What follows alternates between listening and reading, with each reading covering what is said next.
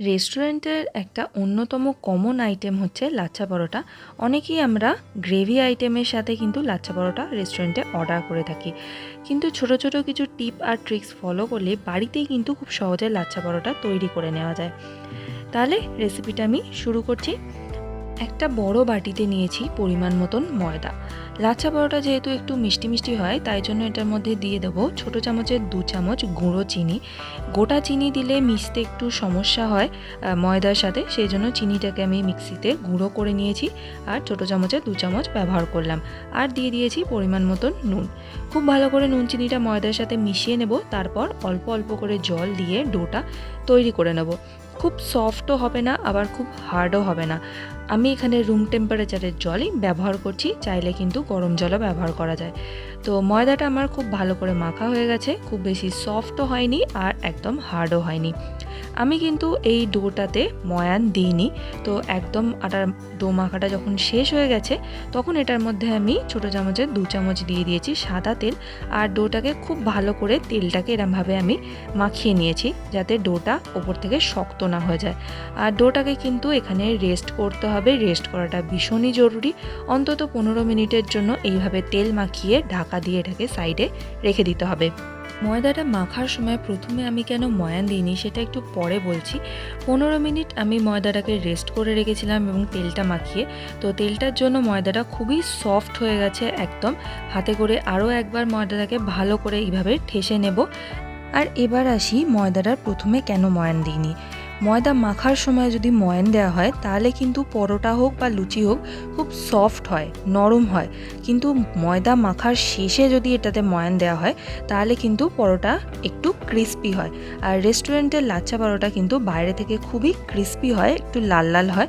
তো সেই জন্য আমি ময়দাটার প্রথমেতে ময়ান দিইনি। ময়দাটা মাখা হয়ে যাওয়ার পর এটার মধ্যে আমি ময়ান মিশিয়েছি। তো এবার ময়দা থেকে আমি ছোটো ছোটো করে লেচি কেটে নিয়েছি। এবার এটার আমি পরোটাটা বেলে নেব। তো এটা কিন্তু একদম প্রথম পর্যায়ে বেলছি। তো এই সময় কিন্তু পরোটাটার একদম গোল শেপ হওয়ার কোনো প্রয়োজন নেই। যেরম হোক টেরা বেঁকা করে একদম পাতলা করে এই ডোটাকে বেলে নিতে হবে। এবার হচ্ছে লাচ্ছা পরোটার আসল ট্রিক। আমি সবথেকে সহজ পন্থাটা আমি দেখাচ্ছি, সবথেকে সহজ উপায়ে কিভাবে লাচ্ছা পরোটা বানানো যায়। তো ভালো করে আমি লেচি থেকে বড় করে একটা বেলে নিয়েছি। তারপর ওপরে দিয়ে দিচ্ছি আমি ছোটো চামচের 2 চামচ তেল। তেলটা কিন্তু অবশ্যই দিতে হবে আর খুব ভালো করে হাতে করে এভাবে স্প্রেড করে দিতে হবে। অনেকেই কিন্তু ময়দার সাথে তেলের একটা স্লারি বানিয়ে একটা পেস্ট বানিয়ে এটার ওপর ব্যবহার করে। আমি কিন্তু সেসব কিছু ব্যবহার করছি না, শুধুমাত্র তেল দিয়েই কিন্তু ব্যবহার করছি। অনেকে আবার তেলের ওপর একটুখানি গুঁড়ো শুকনো ময়দা ছড়িয়ে দেয়, আমি কিন্তু সেটাও ব্যবহার করছি না। শুধুমাত্র তেল দিয়েই কিন্তু লাচ্ছা পরোটাটা তৈরি হয়ে যাবে। এবার এই লাচ্ছা পরোটাটা ফোল্ড করে নিতে হবে। ছোটোবেলায় যেভাবে ফ্যান তৈরি করতাম কাগজ দিয়ে, ঠিক সেইভাবেই একটার ওপর একটা এইভাবে লেয়ার করে ফোল্ড করতে হবে। যতটা সম্ভব সরু সরু করে এই ফোল্ডগুলো করতে হবে। আর একটা ফোল্ড করার পর এইভাবে হাতে করে একটুখানি চেপে চেপে দিতে হবে। আর একদম সরু সরু ফোল্ড করলে কিন্তু লাচ্ছাটা অনেক সুন্দর দেখতে হবে এবং অনেকগুলো লাচ্ছা হবে। আর বড় ফোল্ড করলে কিন্তু লাচ্ছার সংখ্যাটা কম হবে আর লাচ্ছাটা কিন্তু সেইভাবে বোঝাও যাবে না। তো ভালো করে পুরোটা ফোল্ড করার পর এইভাবে টেনে টেনে একটুখানি লম্বা করে দিতে হবে। আর শেষের মুখটা দিয়ে এইভাবে ধরে এটাকে পেঁচাতে হবে। খেয়াল রাখতে হবে লাচ্ছার এই ফোল্ডগুলো যেন বেঁকে না যায়, এবড়ো খেবড়ো যাতে না হয়ে যায়, একটার উপর একটা যাতে না উঠে যায়। ঠিক এইভাবে ধরে রোল করতে হবে। আর শেষের প্রান্তটা এই লেচিটার তলায় ঢুকিয়ে এইভাবে হাতে করে একটুখানি প্রেস করে দিতে হবে। এই লাচ্ছার লেচিটা তৈরি হয়ে গেছে, কিন্তু এটা থেকেই এক্ষুনি আমি পরোটা বেলবো না। এটাকে 5 থেকে 10 সেকেন্ড কিন্তু রেস্ট করতে হবে। তো এটাকে আমি সাইডে রেখে দিলাম।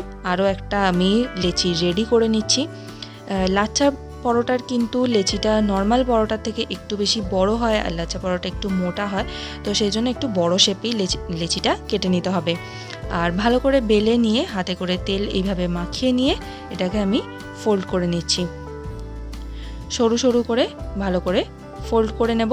আর তারপর হাতে করে টেনে একটু লম্বা করে এটাকে ভালো করে রোল করে নিতে হবে। আর শেষের অংশটা তলায় ঢুকিয়ে হাতে করে এইভাবে চেপে দেব। এবার লাচ্ছাটা আমি তৈরি করে নিচ্ছি। প্রথমে যেটা তৈরি করেছিলাম সেইটাকে আগে বেলে নেব। তো হাতে করে হাতের তালুটা দিয়ে এইভাবে কিন্তু ভালো করে চেপে চেপে পরোটাটার একটা গোল শেপ দেওয়ার চেষ্টা করছি। তো চাইলে কিন্তু হাতে করেই এইভাবে পুরো পরোটাটা বেলে নেওয়া যায়। তো হাতে করে প্রথমে আমি একটু ভালো করে ছড়িয়ে দিলাম, তারপরে এই বেলুনটা দিয়ে পরোটাটায় একদম গোল করে শেপ দিয়ে দেব। বেলতে বেলতেই কিন্তু পরোটার লাচ্ছাগুলো খুলতে শুরু করে দিয়েছে, তাই খুব সাবধানে কিন্তু পরোটাটাকে ভালো করে আমি বেলে নিচ্ছি। তো এইভাবে খুব সহজ পদ্ধতিতে কিন্তু আমি লাচ্ছা বেলে নিয়েছি। এবার লাচ্ছা পরোটাগুলোকে ভেজে নেব। তো ননস্টিকের তাওয়া ব্যবহার করছি, তাওয়াটাকে ভালো করে গরম করে পরোটাটা দিয়ে দিয়েছি। প্রথমে একটুখানি শুকনোই আমি সেঁকে নিচ্ছি এপিট ওপিট, চাইলে কিন্তু ডাইরেক্ট তেলের মধ্যেও দেওয়া যায়। তো এটার মধ্যে এবার আমি ভালো করে তেল দিয়ে দিয়েছি। লাচ্ছা পরোটা কিন্তু ভাজতে অবশ্যই একটু বেশি তেল দিতে হবে, তবেই লাচ্ছাগুলো ভালোভাবে খুলতে থাকে, এবং যেহেতু একটু মোটা হয় তো সেই জন্য খুব ভালোভাবে এটা রান্নাও হয়ে যায়, ময়দাটা খুব ভালোভাবে কোথাও কাঁচা থাকে না। তো এটাকে উল্টে পাল্টে ভালো করে লাল লাল করে পরোটাটাকে এবার আমি ভেজে নিচ্ছি। একদম হাই ফ্লেমে কিন্তু পরোটাটা আমি ভাজবো না, লো টু মিডিয়াম ফ্লেমেই পরোটাটাকে আমি ভাজবো, তাহলে কিন্তু লাচ্ছাগুলো খুব ভালোভাবে খুলতে থাকবে। হাই ফ্লেমে ভাজলে উপর থেকে তাড়াতাড়ি রং ধরে যাবে, ভেতরটাও কাঁচা থেকে যাবে এবং পরতগুলোও খুব সহজে খুলবে না। আর যেহেতু পরোটাটার মধ্যে চিনি আছে, সেই জন্য কিন্তু খুব সহজেই পরোটাটা একদম লাল হয়ে যাবে, পুড়ে যেতে পারে। তো সেই জন্য লো টু মিডিয়াম ফ্লেমেই এটাকে আমি পরোটাটাকে ভেজে নিচ্ছি।